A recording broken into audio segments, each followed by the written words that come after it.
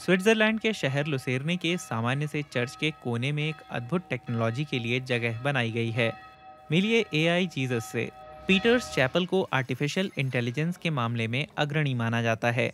यहाँ कन्फेशन वाली जगह अनोखी है क्योंकि यहाँ किसी पादरी के बजाय प्रायश्चित करने वालों का सामना केबल, कंप्यूटर और टेक्नोलॉजी वाले कई हजार यूरो के उपकरणों से होता है और दूसरी ओर स्क्रीन पर जीसस की तस्वीर होती है।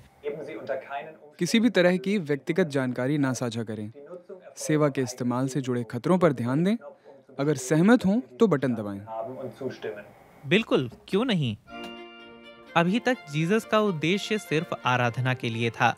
वो शांत और जड़ थे, लेकिन प्रार्थना और चिंतन के लिए हमेशा तैयार रहने वाला साउंड बोर्ड इसे बदलता है। अब वो बोलते हैं, एक बटन दबाते ही आध्यात्मिक बातें कहते हैं। तो हमें सीधे बताइए, महिलाओं को पादरी क्यों नहीं बनने दिया जाता? धर्म ग्रंथ शिक्षा देते हैं कि कुछ पदों को चर्च परिभाषित करता है। हर पद और कार्य का ईश्वर की योजना में खास स्थान है। आप अपनी जिंदगी में शांति और समन्वय को कैसे बढ़ा सकते हैं? एआई जीसस सवालों के जवाब में और सवाल खड़े करते हैं, लेकिन वो प्रेरक हैं। वो चीजों के प्रति मेरे नजरिए की पुष्टि कर पाने में सक्षम रहे और उन्होंने मेरे सवालों का जवाब देकर भी मदद की, जैसे मैं जीसस को समझने और उनके करीब आने में अन्य लोगों की कैसे मदद करूं। मैं चकित थी। ये बहुत आसान था। हालांकि ये एक मशीन है, इसने मुझे इतने सुझाव दिए। ईसाई नजरिए से भी मुझे लगा कि मेरा ख्याल रखा जा रहा है और मैं बाहर निकलते समय बिल्कुल शांत थी। डिजिटल क्रांति धर्म तक पहुंच चुकी है, लेकिन लुसेरने ही क्यों, जबकि अक्सर इस शहर को झीलों और पहाड़ियों के बीच बसे स्विट्जरलैंड के सुंदर शहर के तौर पर देखा जाता है। हर साल यहाँ की ऐतिहासिक इमारतें देखने के लिए हजारों पर्यटक आते हैं, लेकिन लुसेरने भविष्य पर भी नजरें जमाए है।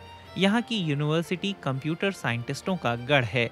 यहीं पर एआई जीसस का कॉन्सेप्ट आया। पीटर्स चैपल के टेक सेवी धर्मगुरु मार्को श्मिट का इसे समर्थन रहा। हम यहाँ एक प्रयोग कर रहे हैं। हम एआई के साकार अनुभव के साथ इस पर बातचीत की शुरुआत करना चाहते थे। इस तरह से हमारे पास एआई पर एक दूसरे से चर्चा के लिए एक आधार है।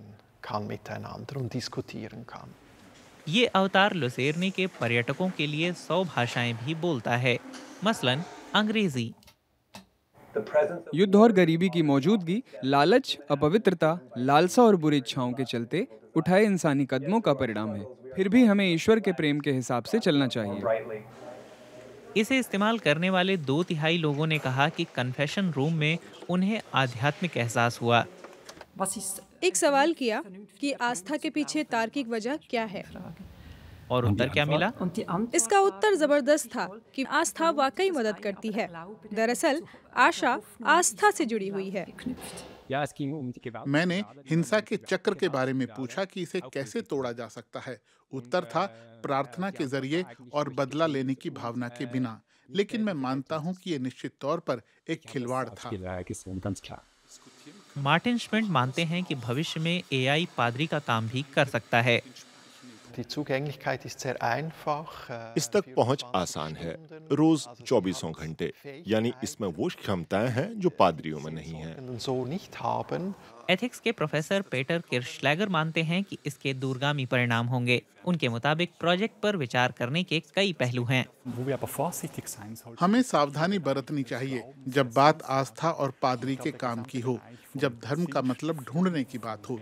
इस मामले में असल में हम इंसान मशीनों से कहीं ज्यादा सक्षम हैं, तो ये चीजें हमें खुद ही करनी चाहिए।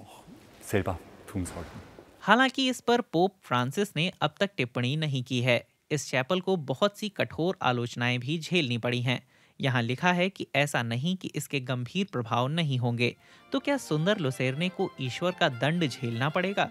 ऐसा होने से पहले ईश्वर के अकेले बेटे के अकेले अवतार की आखिरी बात। ईश्वर आपके साथ रहे और आपको रास्ता दिखाए। आमीन।